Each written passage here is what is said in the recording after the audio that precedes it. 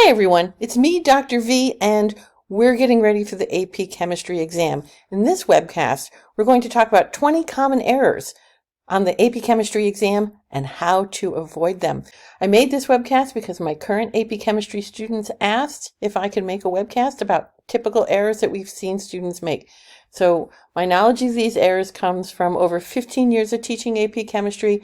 I spent a lot of time looking through the Chief Reader reports from 2014 on and looking at the scoring guides from 2014 on. And so I've put together a list for you and we're going to go through them. Common error number 1, not showing your setup or work for a calculation. So from this question in 2018, according to the graph, what's the temperature change of the reaction mixture? Really a very easy question.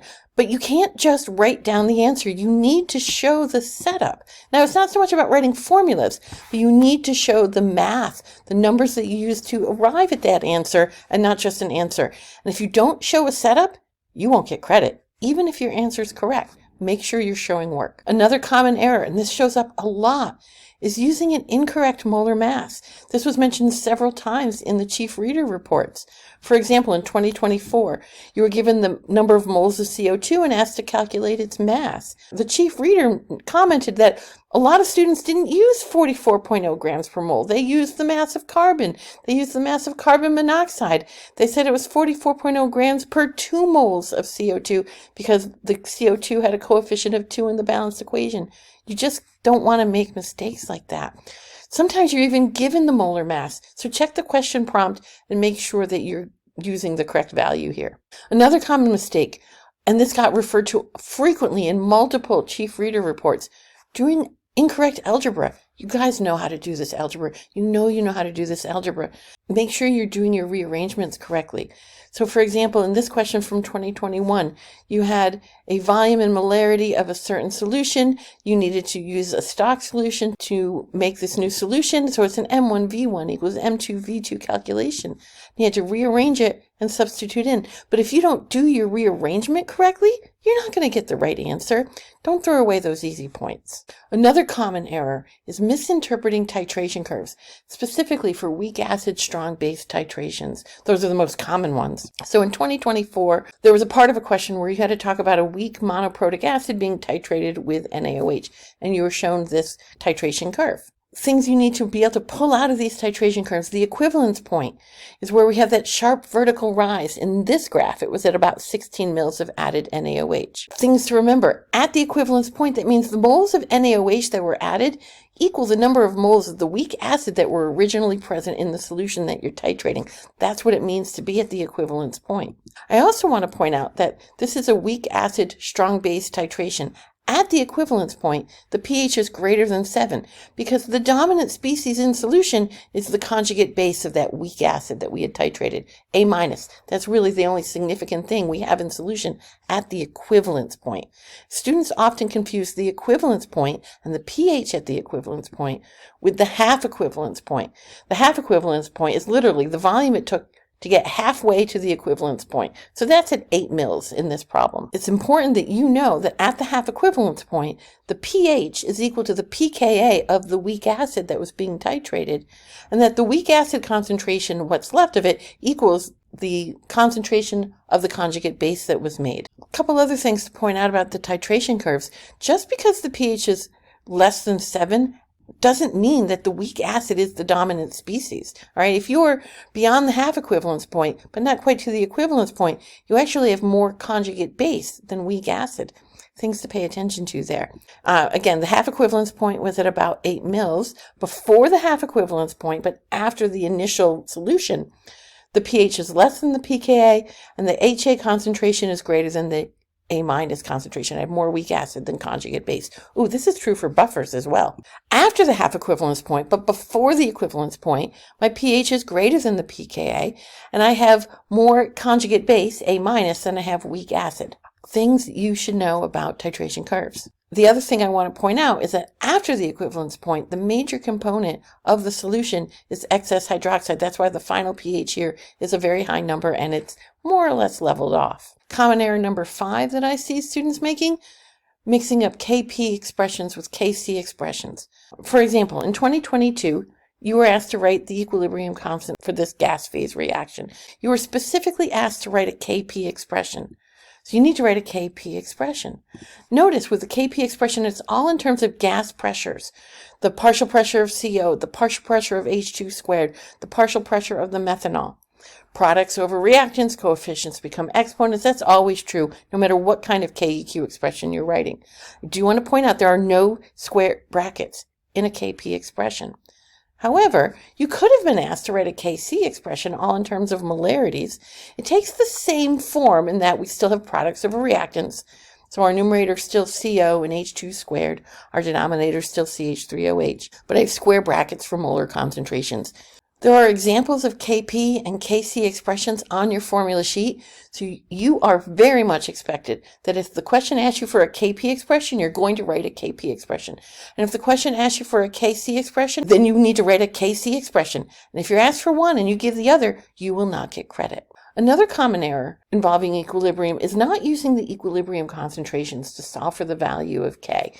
In 2018, there was a really interesting weak acid problem where you're given a concentration and you're told that the percent ionization of the weak acid is 13%. I do recommend with these problems that you use an ICE table. It's not that the ICE table is required, because it's not, but it helps you keep everything organized and keep track of it. So you had to write a Ka expression. I think that was prompted earlier in this question. If not, go ahead and write it. And then we can set up our ICE table. Notice that we're going to decrease the concentration of HF. The fluoride and hydronium ion concentrations have to go up. Everything's in a 1-to-1 ratio. But we are told that the percent ionization is 13%. So we actually have to calculate the change. We cannot ignore it in this problem. So you want to double check those important context clues. So we can actually solve for X. It would be 13% of that original HF concentration. And we can then substitute that in and find our equilibrium concentrations of HF and fluoride ion and hydronium ion and plug that into our Ka expression and solve for the value of Ka.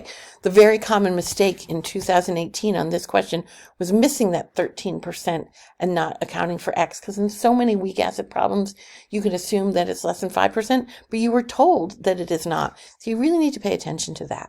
Another common error is using the right R value, or I should say, using the wrong R value for the problem. We do a lot of gas phase problems. If you have a pressure in your problem and you need the universal gas constant, you're probably using the 0.08206 liters times atmospheres per mole per Kelvin version.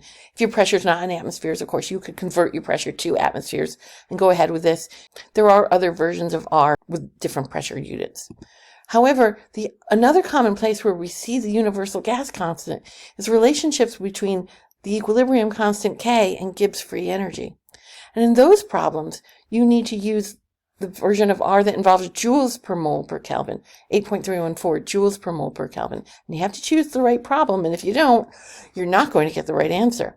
So for example, if it's a gas law problem, like in 2018, question 4 had a gas law problem, you had calculated the moles of CS2 vapor, you knew the volume, you knew the temperature, and you were asked to find the pressure, you can substitute and evaluate. But if you don't use the right R value, you're not going to get the right answer.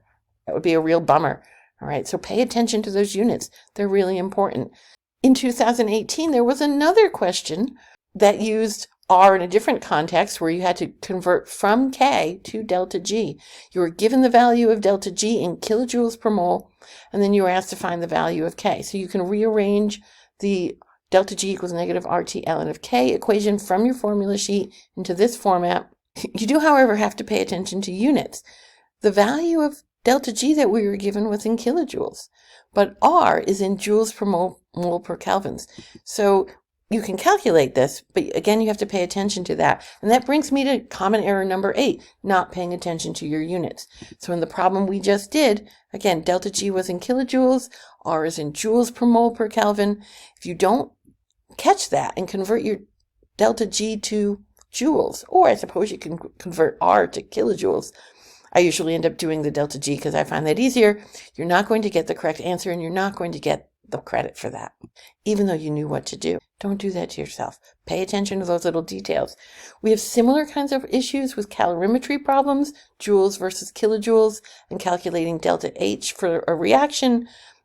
in terms of paying attention to those units. So really watch for that. Common error number 9 is not including the units with the calculated answer, especially if you are prompted to do that.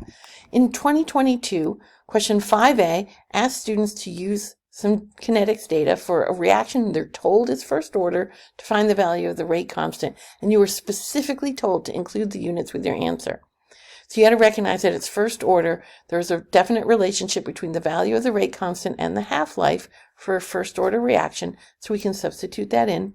And if you didn't report the unit of inverse hours for the rate constant, you could only get half credit. Sometimes with these questions, especially with these rate constant questions, you might not get any credit if you didn't include the answer. Make sure it is there with your answer.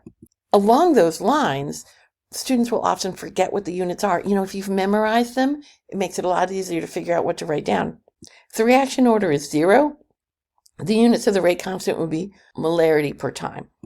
If it's a first order reaction overall, like we just saw, the units are inverse time. And if it's second order overall, the units would be inverse molar, inverse time. And if it was third order, it would be molarity to the -2 and then inverse time. Whatever your time units are in the problem, that's what you would use. So it wouldn't always be seconds. It could be hours, like in that previous problem. It could be other time units. It's often seconds, but again, double check. I recommend actually memorizing this table so that you can just write it down. You don't want to have to derive it from rate laws. Another common error is not interpreting the values, the signs of E0 for voltaic cells versus electrolytic cells. Students will often confuse these. Galvanic cells have positive E cell values. Here's a picture of a galvanic cell or a voltaic cell. The terms are interchangeable from the 2014 exam. Electrolytic cells have a negative E cell. Here's a picture of an electrolytic cell from the 2021 exam. But what you also want to remember is that voltaic cells, galvanic cells, are thermodynamically favorable. They have negative delta G values. Electrolytic cells have positive delta G values. You have to drive them with a power supply. Galvanic cells release electrical energy. You're thinking batteries here. Whereas the electrolytic cells require that power supply. Think electroplating. These can be important clues to help you solve the problem. So really pay attention to that. If we told you it was an electrolytic cell, you should be getting a negative E cell and a positive delta G, and so on. Another common error for voltaic cells involve describing the movement of particles. In 2014, there was a question where you had to figure out where the anode was and where the cathode was. But then it asked you to describe the movement of the electrons. The electrons move through the wire from the anode to the cathode. You need to make sure you can state that. The electrons are moving through the wire. Meanwhile, in the salt bridge, the ions are moving through the salt bridge to maintain the charge balance. You just need to know that. It's a very common question. Describing the movement of ions in the salt bridge is also something you should be able to do. There was a big electrochemistry question in 2014. We had a KNO3 salt bridge. We knew that the cathode was on the left. We knew that the anode was on the right. We had already found that out from other parts of the problem. But we have 2 ions in the salt bridge. We have potassium ions and nitrate ions. I gave a similar question on my classroom test this year, and I had students using the ions from the cathode compartments and the anode compartments, not what you were told was in the salt bridge. So pay attention to that. And then you needed to be able to describe how the ions move. You need to be able to talk about or show that the cations are going to enter the cathode compartment because we're using up cations as the cathode runs. And the anions are entering the anode compartment because we're generating more cations in solution. And we need more anions to maintain that charge balance. So you need to be able to describe that. Another common error for voltaic cells was using more than 2 half reactions to describe that electrochemical cell. The College Board has had several questions in the last 5 or 6 years where you were given 3 or 4 half reactions as part of the problem in a table. And you were asked to write an overall balanced equation, but students were taking all 3 reactions and putting them into their balanced equation. No. They're half reactions. You only get 2 of them, folks. This particular question from 2023 asked you to choose the 2 reactions that would give you the largest positive value for E cell, but you can only pick 2. So the ones I highlighted are the ones that you actually want for this particular question, and we need to put them together. You don't put all 3 equations in. No, just don't. The other common error that we see with voltaic cells is that students will multiply the E0 values by whatever coefficients they needed to use for the half of reactions to get the overall balanced equation. So in this particular question from 2015, we're told we need to make zinc oxide. All right, so zinc oxide needs to be a product, which tells us we need one of our half reactions to have zinc oxide as a product. And zinc metal is one of the reactants. So we can find the half reaction that involves zinc metal and zinc oxide, but it's backwards from what we want. We actually need to flip it. We also need oxygen to be a reactant. There's only one half reaction here that involves oxygen as a reactant, which is where we need it. We want to keep that reaction. Now, if I want to write the overall balanced equation, I would need to multiply the zinc half reaction, the one in pink, by 2 to get to the balanced equation and make them add up to what I want. But I don't multiply my E0 value by anything. All right, so you really want to pay attention to that. The E0 values do not get multiplied through by coefficients, ever. We need to flip the half reaction and the sign of E0 for the one I highlighted in pink, and then I can add my 2 values. I do get a positive value because this is a voltaic cell. Another common error that we see is that students don't follow guidelines for drawing Lewis structures. Hopefully by this point you've drawn a boatload of Lewis structures. Okay. In 2015, you were asked to complete the Lewis structure for ethanol in the box. Here are things that happened. Students saw the skeleton and decided to rearrange it. No, folks, if we give you a skeleton to fill in, that's the one we want you to use. Don't go drawing something else. Use the one that's in your booklet. Don't rearrange the atoms. Don't do a different skeleton. Other things to pay attention to, make sure you count your total valence electrons. Make sure that carbon, nitrogen, oxygen, and fluorine always obey the octet rule. I didn't write it in the slide deck, but hydrogen's only going to get 1 bond. Hydrogen's always going to be satisfied with 2 electrons. So when we draw our structure, we have single bonds for everything. There aren't any multiple bonds in this particular structure, in the best structure. I also have 2 lone pairs on the oxygen atom. Make sure all your lone pairs are accounted for. Count your total valence electrons. Make sure everybody's there. Another common error that we see frequently involves questions where we have to discuss IMFs and relating them to physical properties. In 2018, there was a question where we were given 2 structures and their boiling points. And the question was, in terms of the types and relative strengths of all the IMFs in the compound, explain why the boiling point of CS2 is higher than that of COS. CS2, hopefully you recognize, looking at the structure, that it's going to be a nonpolar molecule, and that means it can only participate in London forces. COS, however, is going to actually be a polar molecule. We're going to have different electronegativities for those bonds, and so the sum of the bond vectors would not be 0. So this is a polar molecule, so it can participate in London forces, and it can do dipole-dipole attractions with other COS molecules. Okay, fine, no problem. You should be able to write that down. The thing to keep in mind when you're talking about IMFs and relating them to physical properties is that a substance with a higher boiling point has stronger intermolecular forces with itself, or with other molecules like it, than something with a lower boiling point. And what happened is a lot of students saw that CS2, knowing it's nonpolar, having a higher boiling point than COS. They're like, oh, that's wrong. No. The London forces in CS2 are actually stronger than the combined IMFs, the LDF and dipole-dipole attractions that COS can participate in. Don't write your answer saying that the information in the table is incorrect. If you are given data, you need to use it in this question.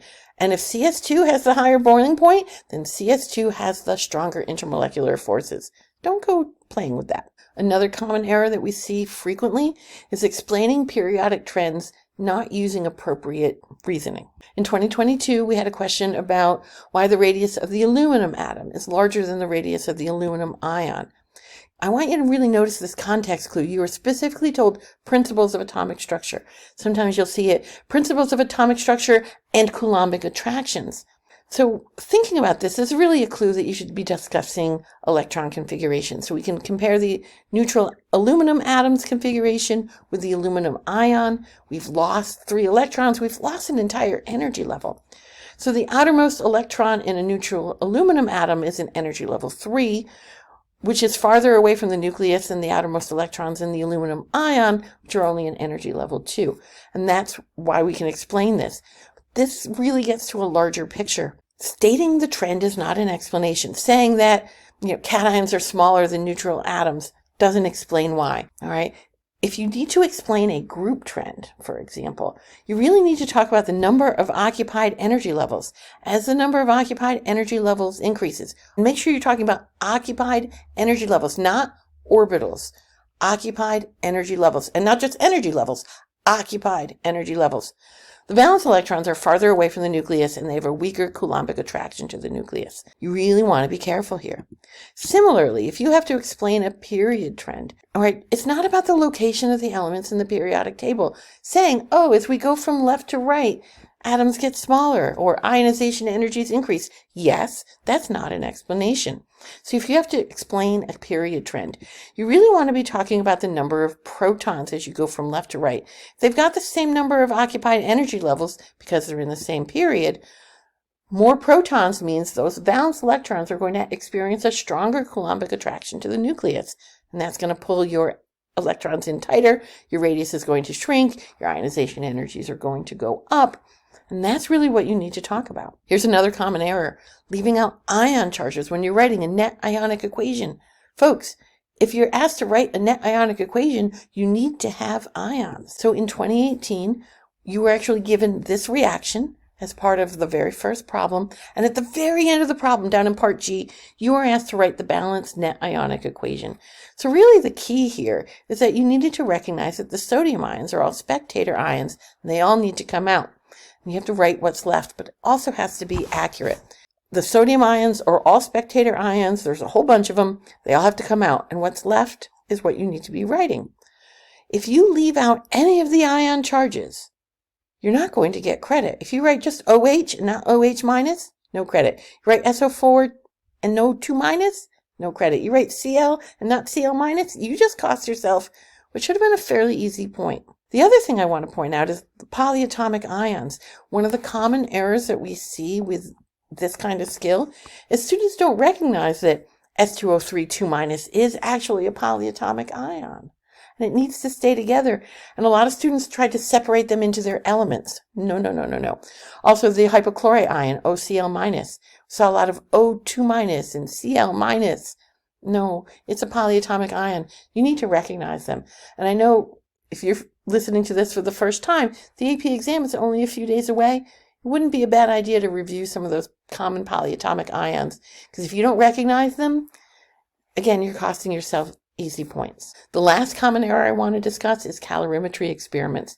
You generally need to use the total mass for these calorimetry experiments. In 2016, the very first free response question was a calorimetry problem. To measure the enthalpy of solution for dissolving lithium chloride, the student adds some water at a fairly cold temperature to a calorimeter and then adds some lithium chloride solid and dissolves it and measures the final temperature. And you are asked to calculate the magnitude of the heat absorbed by the solution. So this is a Q equals MC delta T. This is for the solution gaining energy. You're actually told that the solution is gaining this energy. But you're given the specific heat of the mixture, and that means we need to use the total mixture mass as M in our Q equals MC delta T setup. It means I've got 100 grams of water and 10 grams of lithium chloride. I know the specific heat, and then for delta T, remember it's always T final minus T initial. So I can substitute that in, and I get a value of 9,470 joules. This is another example of where paying attention to your units is important. This question went on and did a enthalpy of solution per mole calculation in kilojoules. Notice this is a value in joules, not kilojoules, so pay attention to that. This is also a good time to just mention sign conventions. When Q is positive, it's endothermic for whatever part of the system you're talking about. And if Q is negative, it means it's exothermic for whatever part you're talking about. In this case, it was the water had a positive value for Q, which means the lithium chloride salt dissolving. From the salt's perspective, it was a negative change, and those kinds of things can be important to note as well. Just some general tips for writing better free response answers. Specify the substances by formulas or the name of those chemical species in your answers. Try not to talk about it, especially if you're comparing two substances. I don't know what you mean by it. Which one is it? If you mean NaCl, write NaCl. If you mean ethanoic acid, write ethanoic acid. The pronouns here are not helpful. Write the formulas. Even if that means your sentences are clunky, I don't care. This isn't AP English. There aren't any style points. Make it clear what species you're talking about. What chemical are you talking about? Bullet points for your free response answers are fine. You don't need to write incomplete sentences. You don't need to restate the question. And also, don't waste time writing unnecessary information. If the question didn't ask you to explain, if they just asked you to write down what that measurement would be, you don't have to talk about how you got there. Stay focused on what's really important for that particular question. It's also really important that you keep your answer readable.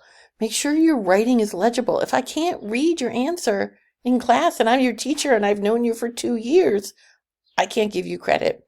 If the AP scorer who's got a scanned version of your test booklet can't read your answer, they're not going to be able to give you credit either. I mean, they're going to try, but, make it easy, people. All right. You do want to make sure that you're minimizing stray marks, especially near Lewis structures. If you had like a stray dot or a line, are they going to think it's an extra lone pair or bond that isn't really there in your drawing? So be careful with that, especially because the readers do get scanned copies of your tests. And if you're writing really lightly, or if it's really messy or just very hard to read, it can be very difficult for them to just see it. Right? If you make a mistake in your answer and you can't erase it fully, again, lots of erasures and make it hard to see what's written on a scanned paper, cross it out and rewrite your answer. And if you want to box your answer or circle your answer, especially if it's a numeric value and you want to make it easy to find, go ahead and do that. There should really only be one answer, though. You shouldn't have like 2 choices. Don't give the reader too many options here. Make it really clear what you want us to focus on. There are a number of questions that show up on the AP exam about making a claim. And when you have these questions where you need to make a claim, I really recommend that you write the claim at the top of your response. Doesn't mean you wrote it first. Maybe leave yourself a little room to go back up there and write that once you've figured out what you want to say. I also recommend that you use the same terms as were in the original question prompt.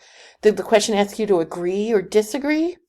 Did the answer ask you to state whether it would increase, decrease, or remain the same? Would the value be greater than, less than, or not affected compared to some calculation that you did? Just make it easy on yourself and use those same terms as the question had. One of the things that the chief readers point out occasionally is that your claim and your explanation or your justification of how you came to your answer shouldn't contradict each other. If you said you disagree with whatever the option was, but then your explanation was all about how they agree, you're not going to get the point, and you're not really showing that chemistry knowledge. I do recommend a claim evidence reasoning format. Make that claim right up at the top, like I said. Use your evidence, go back and talk about data, and then explain why, or do some math-based reasoning. It can be a calculation.